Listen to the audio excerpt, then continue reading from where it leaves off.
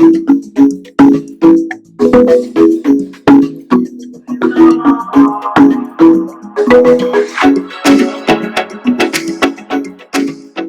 well, hello and welcome to this very special Occhi seminar or webinar that forms part of this year's Caribbean Fine Art Fair 2022. We do actually have one or two guests who should have been joining us. Dr. Daniela Fifi, unfortunately, is unable to join. We have the pleasure of having Dr. Loris Crawford, Director of the Caribbean Art Fair. Loris is the founder of the acclaimed Art Off the Main, a contemporary international art fair that showcases art from Africa, the Caribbean, Latin America, and brings over 30 years experience organizing art expositions. We also have Danny Simmons. Danny is an American abstract painter from Queens, New York, who coined the particular style of painting as Neo-African abstract expressionism. His talent and passion for the arts reach beyond the canvas. He is a published author, poet, painter, and art philanthropist. We're also joined by Mark Vodery, my fellow colleague, managing director of Occhi magazine, a member of the National Association of Black Journalists. He studied mass communications at Westchester University. As an experienced session vocalist, he has toured the world and contributed to several original works featured in film and television. And I'm glad to welcome a special guest. She's not actually footing the bill, but she wasn't listed on as part of the bill, but Sadikisha Sandra Collier. Welcome. She's a successful multi-discipline artist who is based in New York, born and bred also. So thank you for joining us. We may have one of our invited panelists, Dr. Emmanuel, join us shortly. But for the time being, I think it's worthwhile just continuing with the exploration in terms of how we as a diaspora and, of course, the creative industry moves forward. And I think that it encompasses the politics of art and how we move that forward. Black art in the mainstream is the underlining subtitle for what we will be discussing today. My first question, and I think this is really a case of anyone really exploring what this really means in terms of moving forward, is the arts have always played an important part in our political awareness through different disciplines, various mediums that have been used by the artists. But in light of recent social, economic and political unrest, do you think visual arts has a particularly important part to play in our social conscience? Firstly, can I ask Loris, what are your views regarding our social conscience and whether or not visual arts particularly have an important part to play? Well, one powerful way that African Americans, that Black people globally have chosen to speak throughout the years is through visual arts. And of course, for centuries, Black visual artists have been a wellspring of creative energy. And they have operated for the most part outside of the mainstream of art, mainstream of US and Western European art. I think European aesthetics have dominated, have commanded art world for so long. And so any other cultural orientation or manifestation was usually pushed aside, deemed as naive or primitive, exotic, or quaint. So the voice of these artists was often overlooked and unobserved.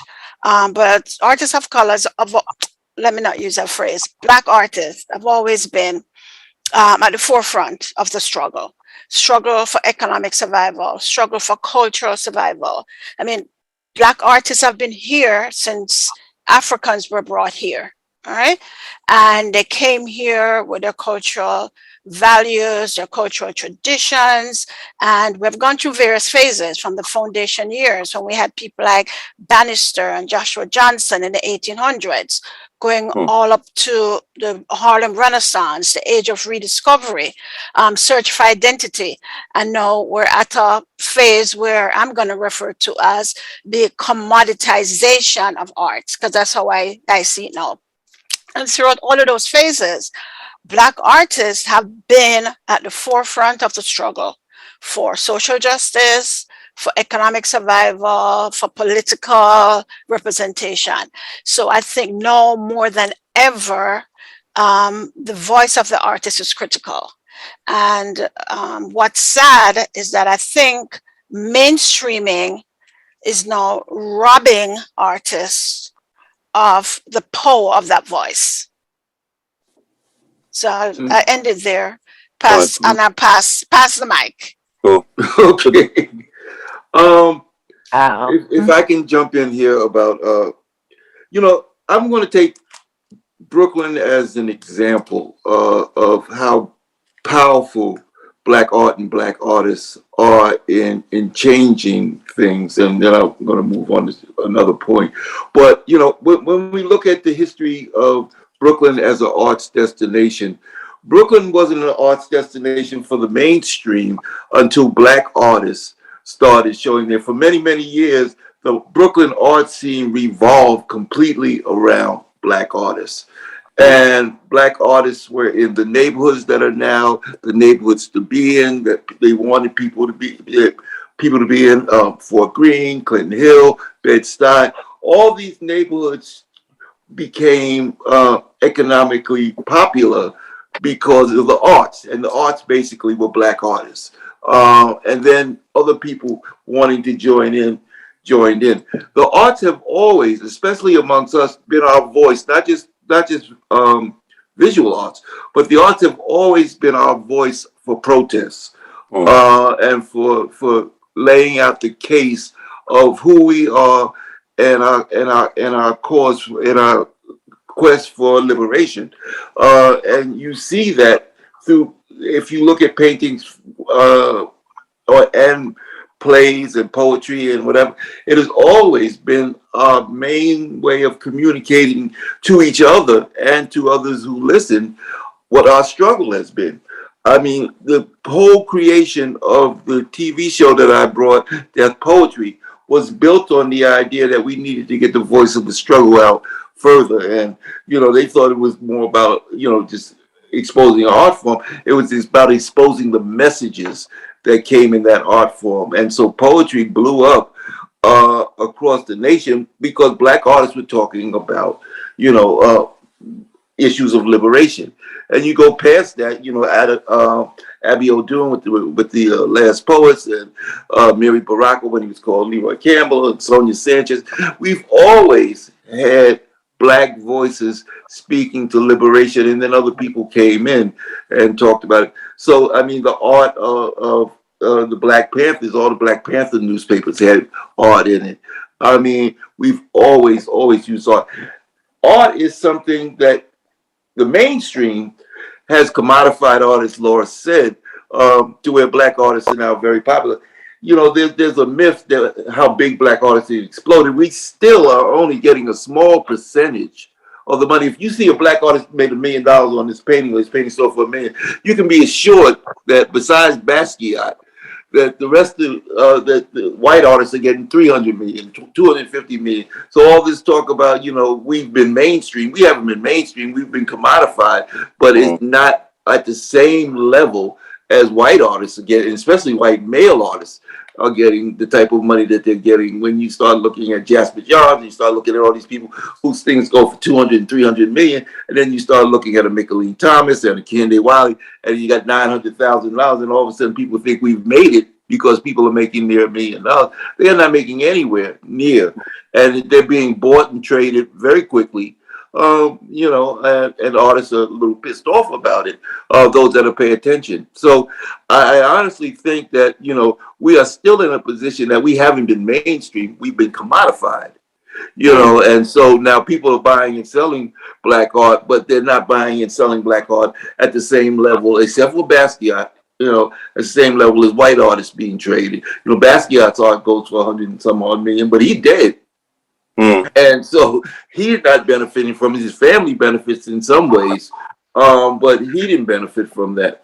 So, I mean, and then if you look at art in our communities, you know, black art galleries, I see Clinton Hills Simply Art Gallery was started in my Corridor Gallery in Brooklyn, was started in neighborhoods, basically as places that people could meet and greet, more about talking about issues that were relevant to us, and the art was the vehicle. The art is just a vehicle for us to talk about our needs and our wants.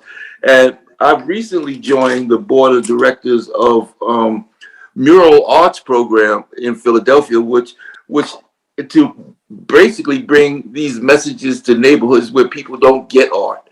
You know, if you walk down the street and people see these huge murals painted by artists of color, and in neighborhoods of color that usually don't have these sort of things, it's an uplifting thing. Art uplifts our children, uplifts our families.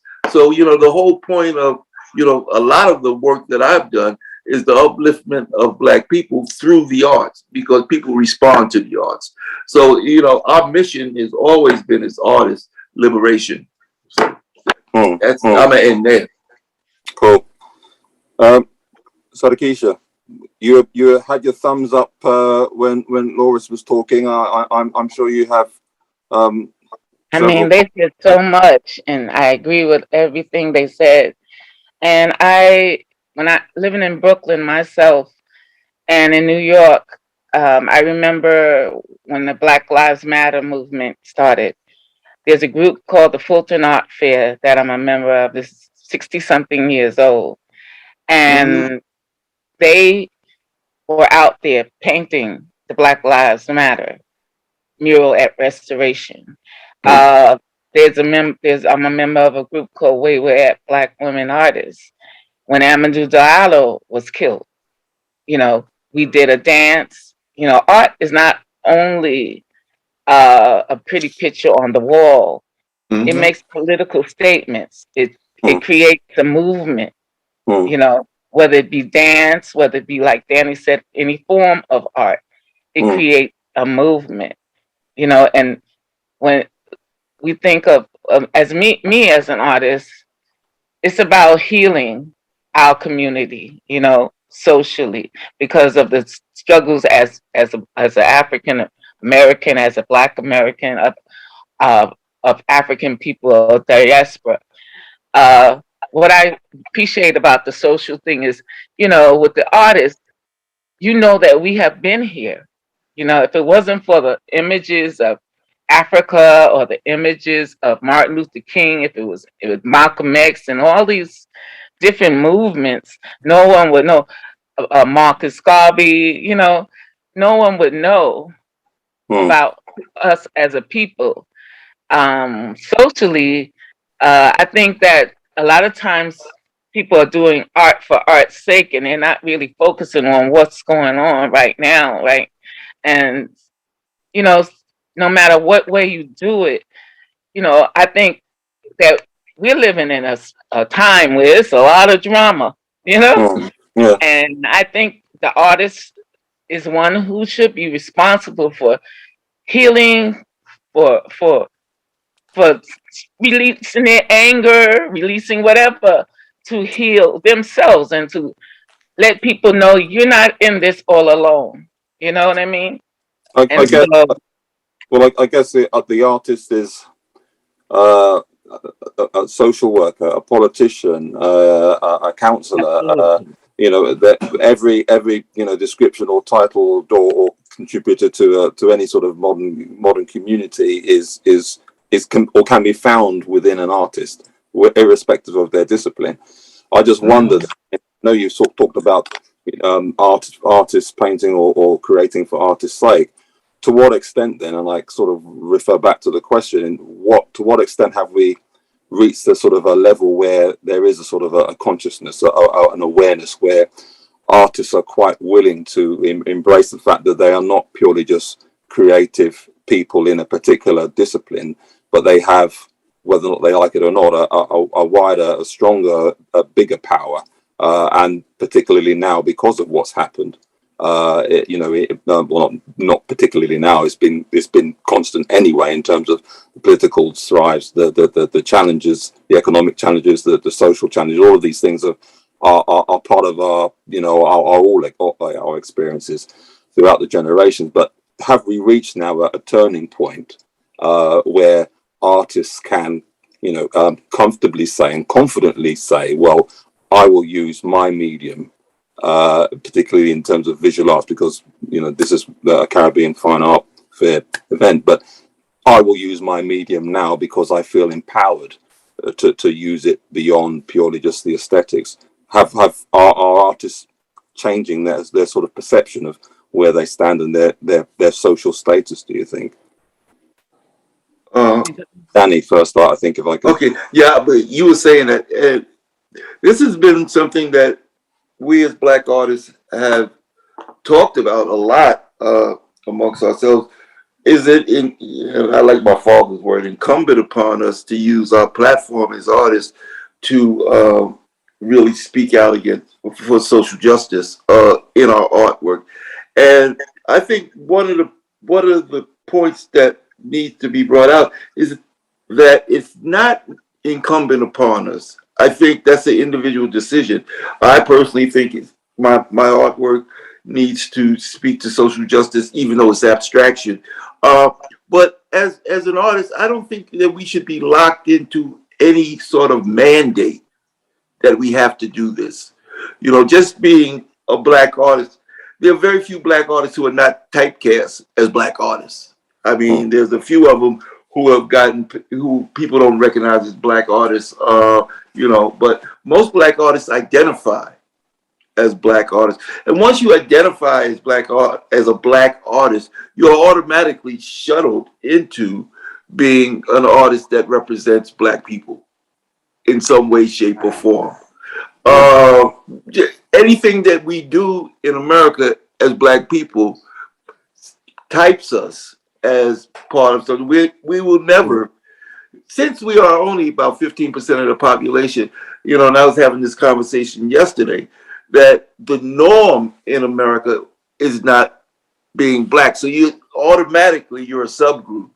And subgroups have needs and things that relate to that group only. So when you say you're a Black artist, then that brings the struggle with you, because the struggle is Black people's struggle. You can't escape being part of this struggle no matter what you do, because you're going to be seen as a Black artist. There's some artists who have, like I said, there are very few artists who have, and I don't want to name names, but who have escaped being typecast as Black. And a lot of artists, and especially artists from an older generation, have said that I don't want to be classified as a Black artist because somehow that has meant you're lesser than, or you're a subcategory of art. And so they say, I just want to be an artist. I just want to be known as an artist. And for the most part, that's not going to happen, because everything America does centers race. Around race. It's about race. Everything America does in America happens. It centers around race, who you are, what your race is, and that determines how you're seen. And so it's hard to get away. Even if you try to pick pure abstraction, you are going to be put in a cast cast as a person who is socially I don't know what the word I'm trying to look for, but you're going to be cast as a person who is special and outside of the norm. So that mainstream shit, excuse my language, that mainstream, you can't be mainstream because America will never let you be mainstream. You can be sold by mainstream galleries, but you're the Black artist in that mainstream gallery. I just want to jump in just a little bit about the whole issue of artists not wanting to be Black. That's been an ongoing debate, right? We've had with a lot of artists, and artists have said, I don't want to be considered a Black artist. I want to be considered an artist. However, every single artist is an expressant of the culture from which they come, right? So you can't escape it, as Danny says. And what's interesting, I was just reading an article recently in the New York Times. They were doing an article about like older artists who have now been discovered, Mm. and they spoke with one of the dealers, and the dealer says when they ask these white collectors why they purchase works by these artists, they say because they're black. So even now with the so-called mainstreaming, it still is about race. Art Oh, in yeah. America has always been segregated, just as our schools were segregated, churches are segregated, right? The arts is just as segregated, right? So whether Mm. artists want to accept it or not, and as Danny said, and that's a very valid point, you may be represented by mainstream galleries, but you'll never ever be mainstreamed, right? And using the word mainstream is probably something that we should explore now. What does it mean when we say the mainstream, or what does it mean to be mainstreamed? Mm. Mm. Well, I guess that kind of I know that we will have questions at the end if time allows. I know we've got an hour or so ring fence for this, but I mean one thing that I think someone has mentioned, Ross, it only occurs when that narrative is accepted. Again, who defines what America, or what narrative we should be talking about when we're talking about American mainstream. Is it a case that we should create our own narrative? Are we doing enough to create our own narrative and framework in which we can feel we are successful and we can feel we are accepted as artists? Sadikisha, what are your I views? remember when I was in school, and they would say African art was primitive, or Haitian art was primitive. But when I look at folk art, it seems like it was some stuff taken from Haitian culture. When I looked at a lot of African sculpture, Picasso studied and did some cubism through it. I think our art is royal. I used to fight with those teachers. I said, I think that we are queens and queens of the Nile, and we should never be ashamed. And as far as being labeled, people label you whether you're dark, light, tall, small, whatever. I think that as a human being who, your artwork should be from your soul. Hmm. And nobody can tell you whether you do abstract or whether you do realism, whatever it is, people are always going to have an opinion. And so I think that for me, my commitment is to little young Black children who aspire to be artists, that don't be afraid to show your Black images. I find that in a lot of hospitals, even white folks don't even like to show their faces, you know? Hmm. And I see that you are to let them know you're beautiful. This thing about us being less than because of it is the society makeup. And as Danny said, no matter what you do, you can do the most beautiful work, but they are always going to they're going to always say you're Black, you Hmm. know, and you're not going to be accepted into the mainstream. Right. So I just think you should just do what you love, the way you feel like you want to do it, and live your life and love what you do. And that's it. Amen to that. I'm going to bring Mark in because I'll be interested to see, what your views, Mark, as a musician, to see how that sort of correlates with your experience or the experiences of other disciplines. Is it a case that there's more of an acceptance or to a lesser degree being ring fenced, pigeonholed as a Black artist if you are a successful musician? Is it less likely, or it is likely anyway, but is it less likely than to the visual artist for you to be labeled and categorized because of your color? Well, as I listen to each of you speak, and you speak about your experiences and what's going on now and prior to this, I hear it's the same thing with music. It doesn't matter if it's even I see these country artists that are coming out, they're black artists. You know, that's the first thing they say, black country artists. You know, they're even the things that we've created, jazz. They still look at that and they pigeonhole us as black first. I mean, we are creators, and I love the fact that as artists, you know, you guys are mentioning words such as liberation, and I think that even though we're different, you know, you're doing visual arts and it's music, we all have the same goal as artists, and that's really expression. But it's also who we are is what the product will show. So it's to answer your original question, yes, it's the same thing, and we'll always be pigeonholed. So I think we should always aspire to just show our art, you know.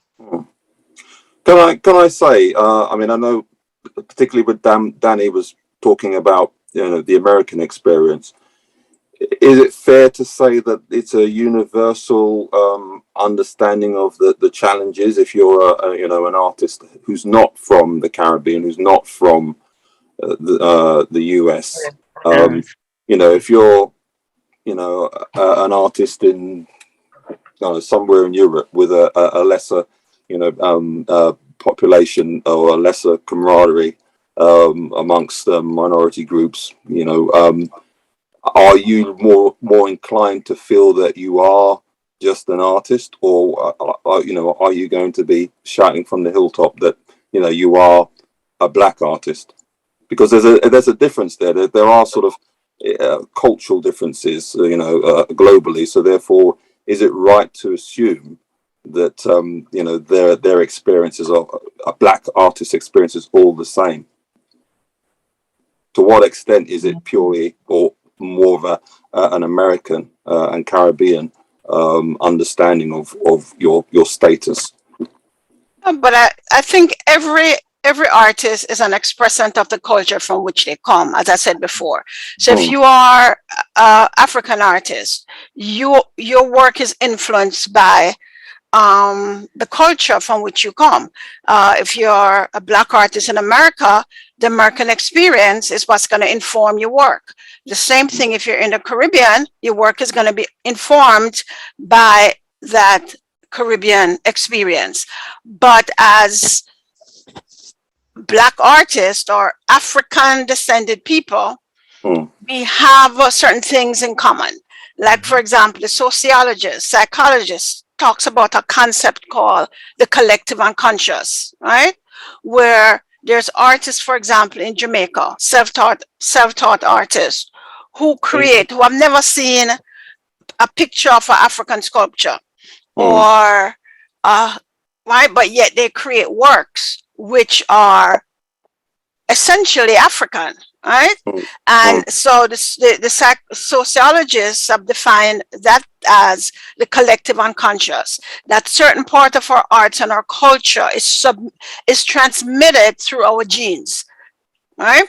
So we're all going to share certain things in common because we're African descended people, right? But each of our own experiences will also be informed by our individual circumstances. So we don't expect contemporary African artists to be painting the same subjects or voicing the same issues or the same concerns as, say, an artist that living in an urban community in the US, right? Because their day-to-day life is different.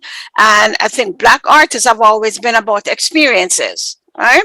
So whether the experiences relate to political, social, economic, it's really about the experiences that we have had. And that infuses and informs the work, all right? So, you know, I think that there are going to be differences and there are going to be similarities, but it's the differences that actually give power to the similarities.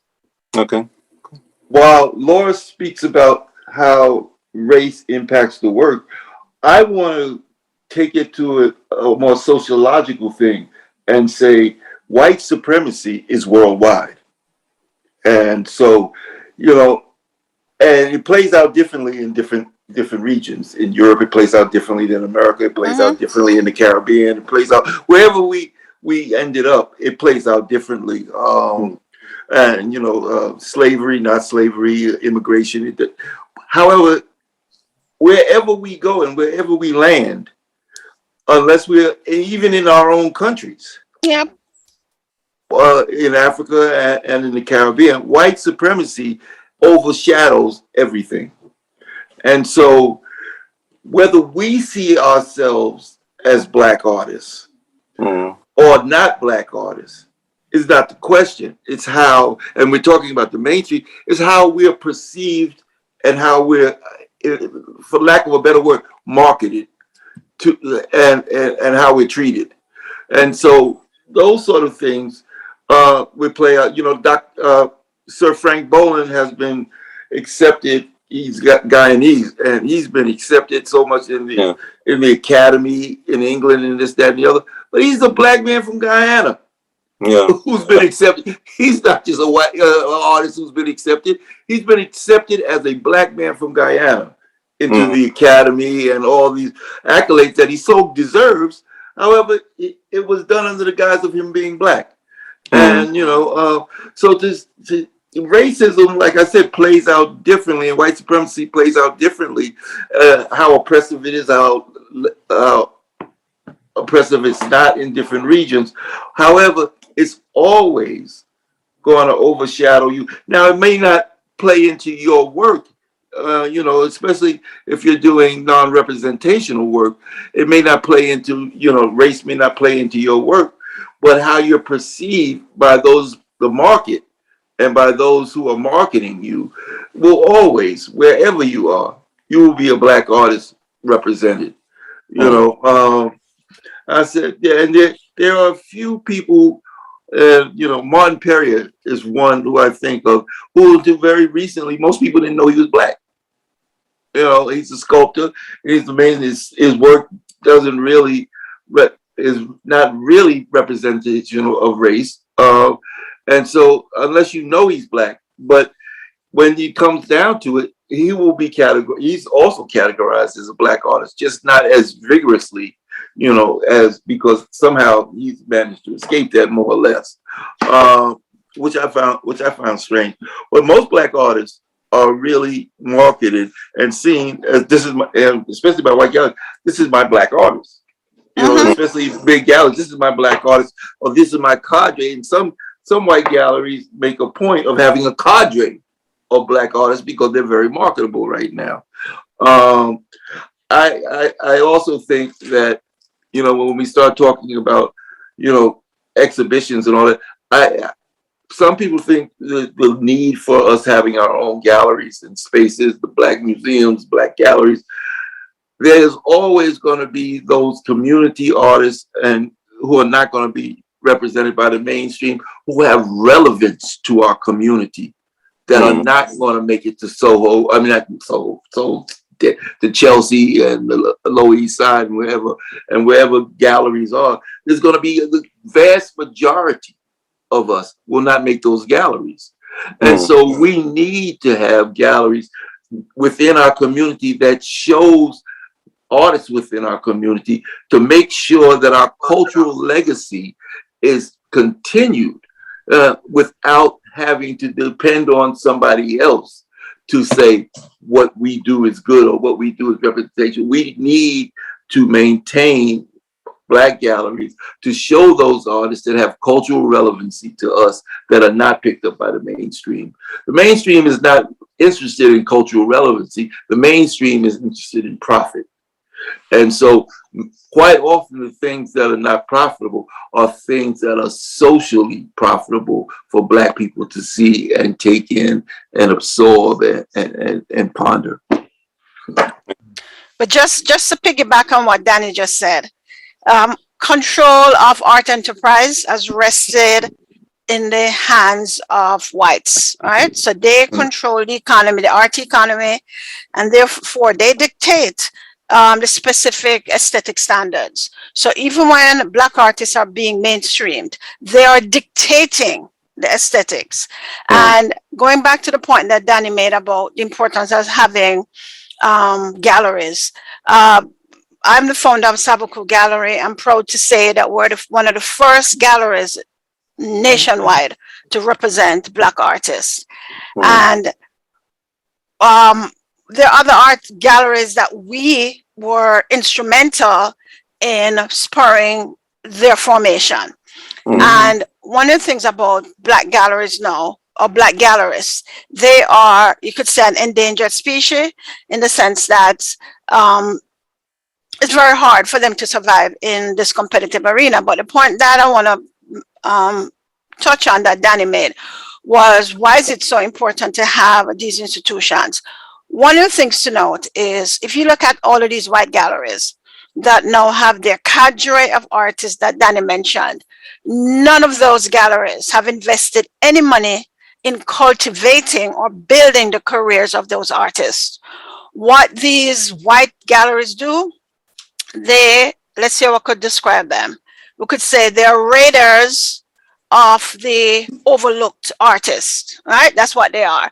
So they will go around and they will look at artists who Black galleries have invested years of money and energy promoting, and then they will steal those artists, right? So they're raiders. They're not going to invest their money in building the career of any artist. They want Black artists whose careers have already been built, right? Mm. And so they didn't invest anything in building any of those artists' career. It's Black galleries, Black dealers, Black institutions who did the work. And now, who are the ones who benefit? The white galleries, right? And that's how the system has always been. Mainstream market, the power rests in the hands of white galleries. And so Danny talked about the need to have Black galleries, but I think it goes to another issue too, and of artists and artists seeing the importance of. And there are a couple of galleries I can talk about, like Richard Beavers, for example, in Brooklyn. He has built a model that shows that a Black owned gallery, a Black gallerist, can step into the so-called mainstream and play the game that white gallerists play and still be successful. But he has had artists that have been raided from him as well. All right. So it comes back to the idea: what is the obligation of artists to ensure that we build our institutions?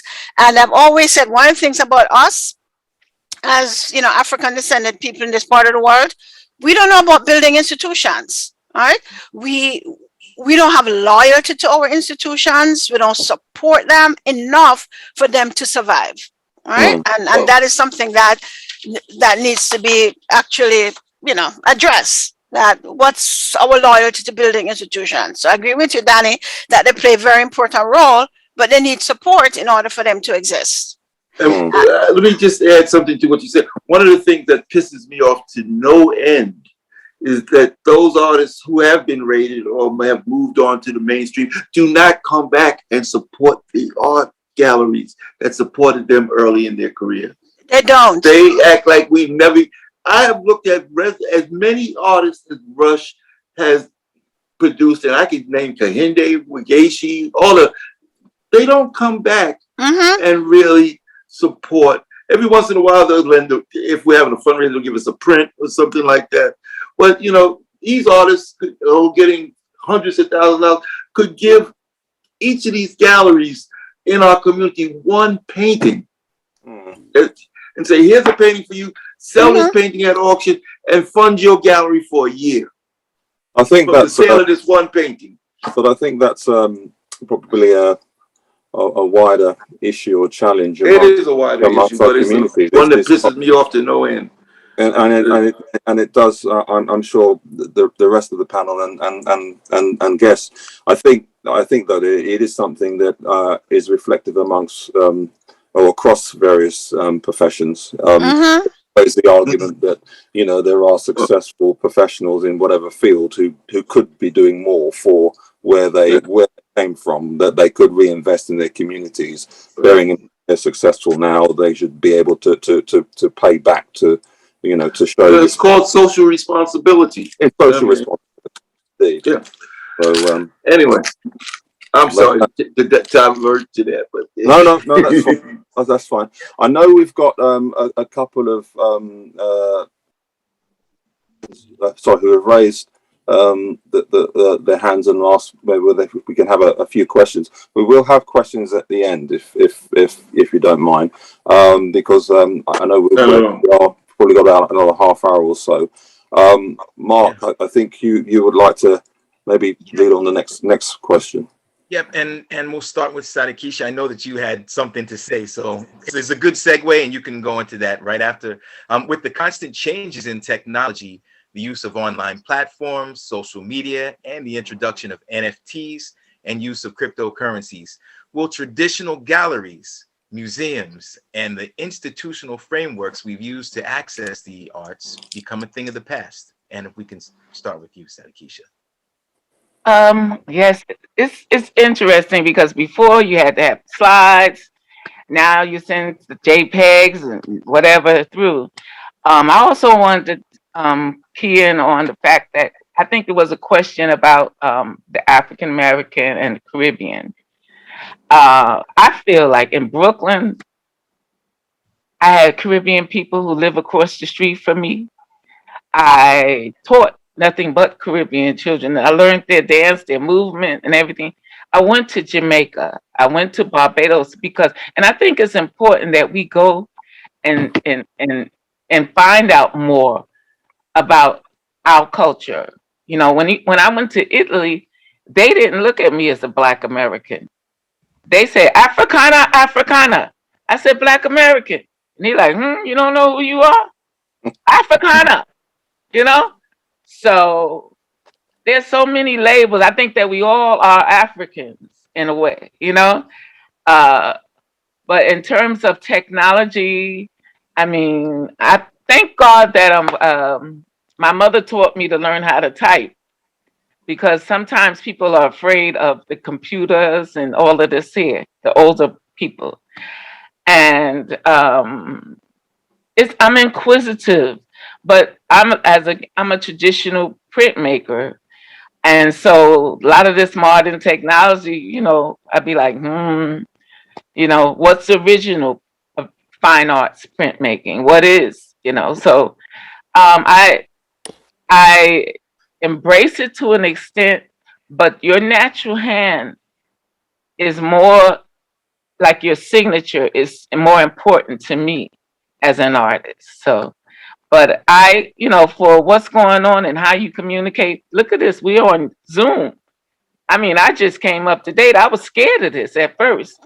So, you know, I said, oh, I see a person, let alone the phone. You could see a person. I was like, you know, so it's just taking chances because as an artist, we have to grow. We have to be able to communicate worldwide. As a matter of fact, I've showed at Sotheby's. I've showed at Christie's. A lot of my older mentors looked out for me, but they've gone. And so to me, like I said, I'm a cancer survivor and I've been through a lot in my life. So to me, when some people say, oh, you famous, oh, this and that and the other, it doesn't matter to me. It doesn't matter to me. I think the most important thing is to do what you love. And my teachers always taught me, just do the work and the blessings will come. You don't worry about what somebody thinks about. Somebody's going to love your work. Somebody, as a matter of fact, Loris and Danny has supported my art. And I'm really thankful for that. You know, don't make me cry, but you know, so I just feel I'm just so excited to see them today and to meet new people, you know. And so as far as modern technology and all of that, I don't worry about it. I do what I can do. I have a TV show too. That was interesting. I didn't know anything about editing and I had to learn how to edit. So as long as no matter how old you are, you are willing to learn, you're going to grow with whatever's going on. So. Actually, I just want to piggyback on that conversation. And Danny, I'm going to direct this specifically at you based on your background. One of the things that we've seen a lot of, and I think that there's the Black Lives Matter movement and this new call for social justice has penetrated the art market. And one of the things that we've seen in, I'd say, the last 2 years, 3 years, 4 years, we've seen a lot of young Black folks getting appointed as museum curators, museum administrators, etc., being hired by mainstream galleries. And a few days ago, I was reading an article that most of these persons, right, quit very soon after. So museums hire them in these high profile hires, and they go into the organization and realize that they're just a token with no power, no authority. And so they get frustrated and they leave. I'm going to throw that at you, Danny, from your background as, you know, a founder of an art institution and a art gallery. Where do you see the role of curators and and museum administrators? I've often wondered why. Well, I haven't wondered. I was on the board of the Brooklyn Museum. You know, a lot of this has to do with the culture of the board of directors. You know, when you hire somebody, you have to really delineate that they have actual duties, you know, other than just being Black. A lot of these people are like really young. They don't know the art market. They don't know a lot of the players. They know who they know from that are in the mainstream. So they are able to do what they can do, but they don't expand. They're not able to expand on what the Black experience is and actually bring that into the canon. And so you're right, they quit because they're not able to do. One of the things that a lot of people don't realize about, especially museums, is that museums put together shows based on sponsorship and sponsorship money. You know, a lot of the stuff that they might have wanted to do, there's no money for. You know, museums, you know, and so when you get to the place and you say, I want to do this, I want to do that and the other, and Chase Bank is not going to sponsor it. Every show has a bunch of sponsors attached to it. Every major show has a bunch of sponsors attached to it. And if there's no sponsors for the show, and so it depends on how the board and the administration of the museum represents the money that they pick up. They have to go for money. We need to do this sort of thing. We need to do it for that sort of thing. Chase Bank will want to see a certain amount of shows because basically sponsorship is advertising. That's what it is. You know, you put your name on a show and it's advertising that you're supporting that show. They have to represent and push what the agenda is, and the museum or the gallery has to fully embrace diversity, which is what we call it. And diversity is not just hiring somebody. Diversity is changing the culture of an institution and how it looks at the art and how it looks at the people. So you can't just bring somebody in and say, we'll go from here and put them in a place where they're not able to execute their visions. A lot of these young people need to start out with institutions, you know, that are Black institutions where they can execute their vision and hone their vision.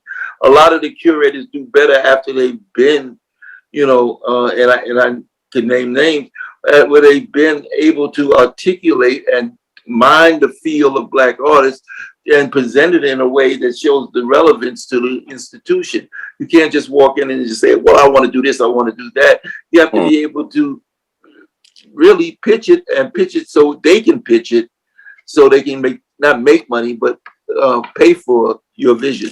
And I don't think that's what's happening. I don't think that the sponsors of these shows are available for these people to be able to execute their vision. I don't think that they're able to articulate to the board and to the people who are doing the marketing for the money how important these shows are. So they don't go after the money. I have an incident, I can't name names, but where a director of a museum was fired because they were doing too many women's shows and too many Black people shows. And the sponsors didn't like it. They were a bit upset that the old canon wasn't being represented in a way, and they were buying a lot of black art, women art, and the old canon was like, wait a minute, what happened to like these old white guys and or the new white guys even? And so they were fired. And so, you know, they have to move. We have to move into a place where where these people who get in these institutions are able to push the board and the development people to develop these ideas so they're saleable. You know, and I think that's part of the problem. Thank you. That you can't just walk in and say, yeah, I want to do this. No, sure. I think that sort of touches on a few things that I suppose are major flaws, not just with the curation of shows, but the way in which there's a lack of cross pollination. Bless you. Cross pollination amongst professionals within our communities to enable further engagement, further stakeholder playing involved in constructing programs, projects that are, you know, a wider reflection of what the community's needs are. You know, if you're purely coming from an academic perspective and a background within the arts, and you, as you say, you go into a prominent position, not really knowing the right connections, the right links, the right, you know, culture within that particular institute, it would be helpful if you had your own community links, your own network, your own support mechanism across the various professions that you know, are relevant to, you know, your community. And I mean, I'm a trustee of an art centre myself, and I hesitate to say I know everything that we should be doing, because I don't necessarily think that, you know, our trustees and boards reflect the wider community that we're meant to be entertaining, to educate, to support. And I think, you know, if we're talking particularly about, you know, black artists and black curators, maybe that's one thing that, as you said, Danny, the starting block or the learning process and the grounding comes from not being lured into, you know, working for you know, a large branded, well-recognized museum, but investing your time to learn more about, you know, the mechanisms, the networking, the whole cultural needs that you have to embrace, to learn from, in order to even consider those sort of, you know, higher roles. I just want to add something that I thought of, and I've encountered a lot of these positions, especially in the curator positions, especially in major museums, are endowed positions for a couple of years also, and they don't necessarily, the museums don't necessarily have the budget line to sustain it after the grant or the endowment is over.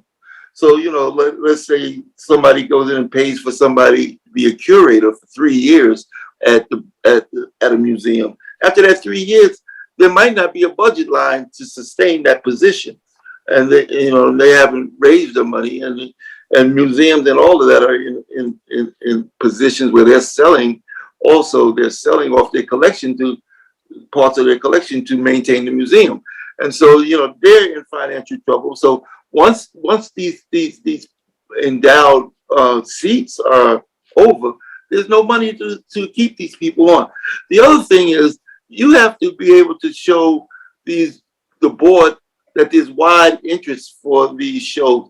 As I think I said earlier, we represent, as black people, we represent about 15 to 18% of the population. I'm just talking about here in the United States. And so when you go there and you're pushing a show, you have to be able to show them that it's going to extend beyond, and it has interest beyond black people.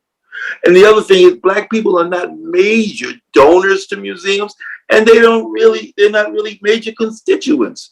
So, I mean, logically, when you look at it, if 10% of the people who are members of the museum, or 5% of the people who are members of the museum, are people of color, and they have studies like this, then why are we spending all this time to see to their needs when the needs of the other 95% want something else? Yeah, no, And so you have to be able to show these people why. But we have to also support these institutions. If you want these institutions, we have to, join the museum. We have to, and a lot of the times it's economically based, and we don't, in a large part, don't have money to donate to these museums. And if a membership is $100, quite often $100 is grocery money. That's good. Can I just, there's a lot of sociological reasons why things happen and don't happen at that level. I appreciate that, Danny. I'll hold you there. I just wonder whether or not we can now. I know we're pressed for time. If we can encourage our guests who are listening in, viewing, if you have any questions, by all means, fire them to us now. Yeah, we actually have one from Russ, and it's a two-part question. The first part is, who defines what and who America is? And he follows up with, that is why that description of Black is limited to what they want to keep accepting. Is this, and yeah, please jump in. Well, who defines what Black is, or who defines any segment, are the people in whose hands control rests, right? And we're talking about the art enterprise, and the control that's rested in the hands of white institutions, white dealers, and they're the ones who control the art economy, and therefore they're the ones who define things. They're the ones who bestow honor on others. So that's just the way it is. Whoever controls the economics, that's where the power lies. It's also a demographic who Black is. It's clearly a racial demographic. It's biological. It's biological. I mean, that question, who defines what Black is? Black is 15% of the American population. That's who Black is, and 15% of the American population, and mainstream people who are not part of that 15% are fighting just as hard or harder to make sure that the chant at Charlottesville was, "You will not replace us." And that's a very real chant, because as we move into being more visible in the mainstream, these people feel like they're being displaced. And that trickles down to the museums too, and every place else. That you not replace us. It's a real fear here in America and across the world. And it's part of the right-wing backlash. You will not replace it, because as you get your rights, they feel like something's being taken from them. Yeah. Yeah. Any other questions?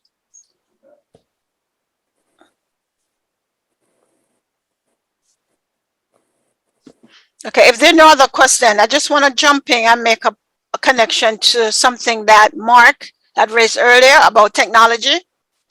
And one of the things, technology has obviously transformed the way that we live, every single aspect of life. And it has impacted art as well. But going back to the point that the discussion we're having earlier, Danny, about people being promoted, being assigned position. One of the things that the internet has done, internet has created so much fluff, right? That there are people who go on the internet and they embellish, right?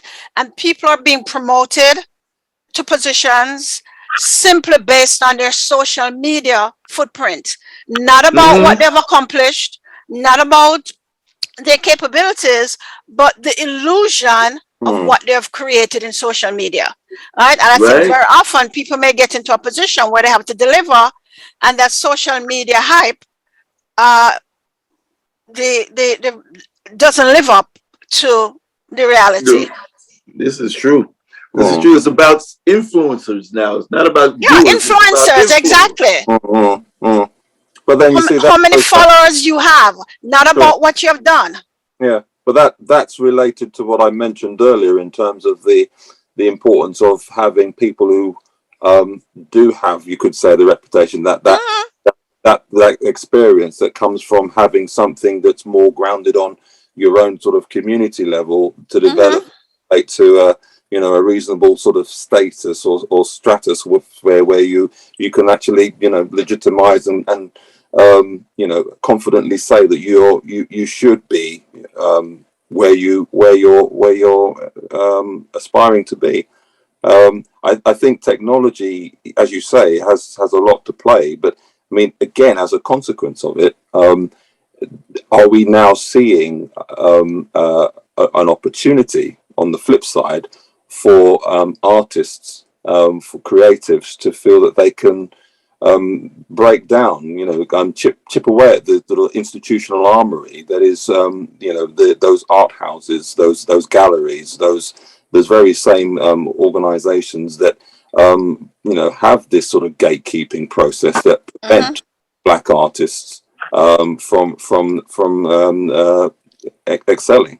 Is this an opportunity? Can technology, and I think we've mentioned this in previous meetings or I think last year, but can technology help the independent Black artists and communities to be able to educate, to network, to establish something that perhaps hasn't been available in the past? And that's a passing thought. I'm conscious of the fact that we are going beyond the hour. If your colleagues on the panel would like to answer that, can I limit you to 2 minutes each? Danny, if you would like to go first. I'll let somebody else go first. I've talked too much. All right. So, Sadikisha? I guess because I'm also an educator, I think that it's so important for me. It's not so much the money, although I've been blessed.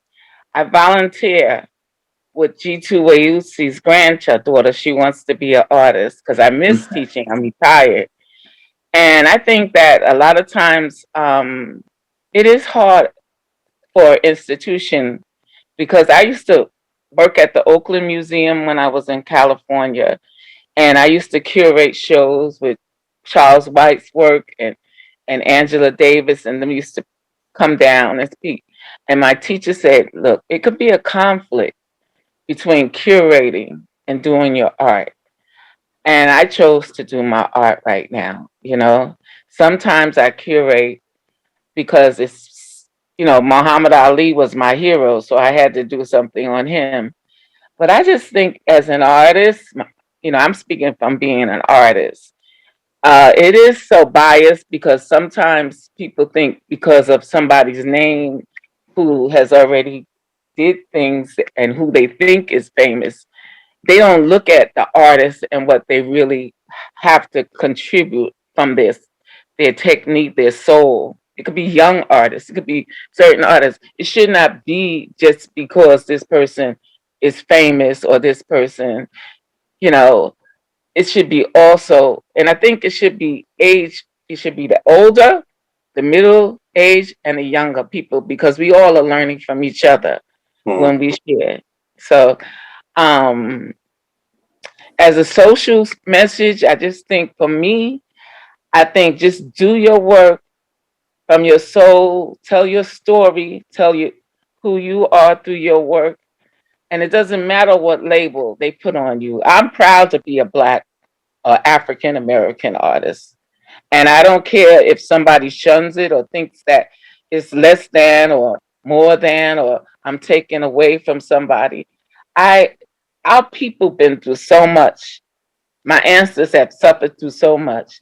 So if I have to just tell my story the way I feel it and be who I am, someone's going to respect it. And if they don't, my soul does. That's it. Good. Thank you. Any last 2 minute Okay, well, I will end by just addressing the question David had asked about technology and whether technology will allow artists to break down the barriers and avoid the gatekeepers.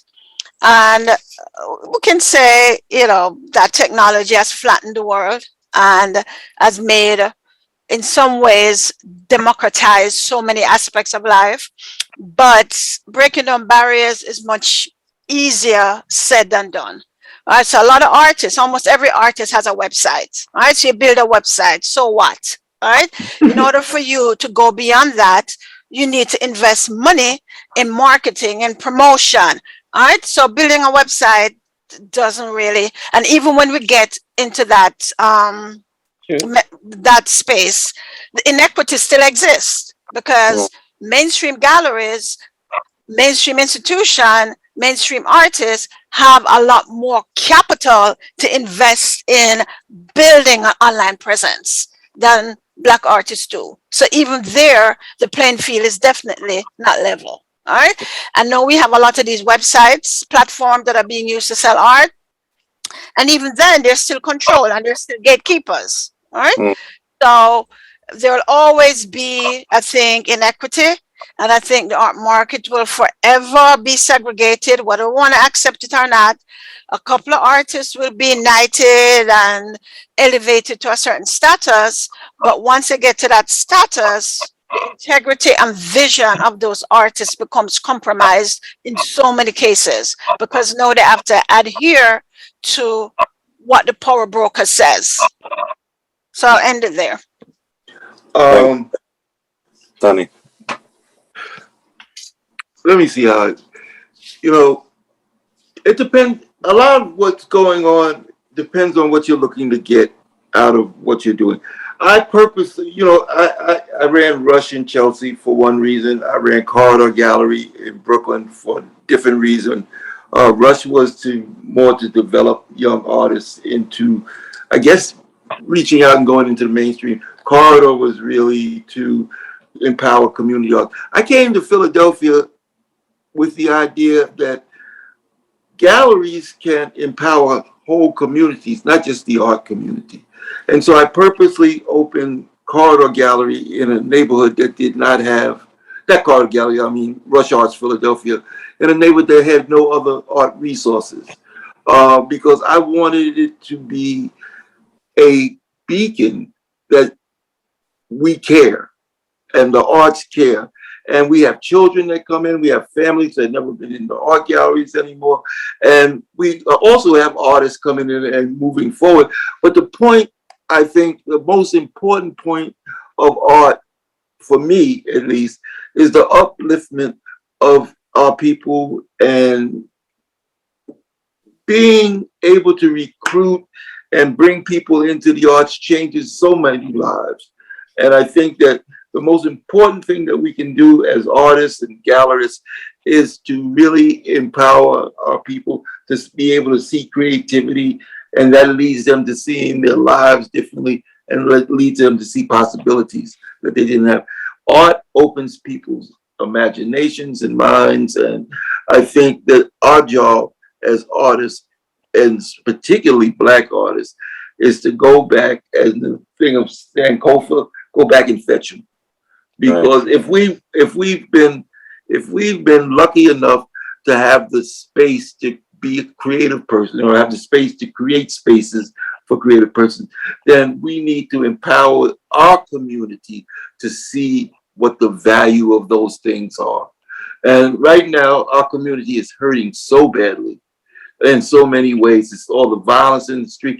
And a lot of that has to do with the fact that people don't see any other way to deal with things. And I think art allows them to see things that they couldn't see before. And so that's the point of it all for me at this point in my life. Thank you. Thank you, Danny. Panelists, Danny, Laura, Sadikisha, and Mark, thank you for a very, very lively. It was a great conversation. I had a great time, and it was good seeing friends that I haven't seen face to face. Yes, until next year. Hopefully we'll be able to do it from Barbados next year. Yes. That would be nice. It'll be great to see you again and see how far we've got from here. So once again, thank you for attending this and have a good afternoon. Take care. You too now. Bye, everybody. Bye-bye. Nice seeing y'all.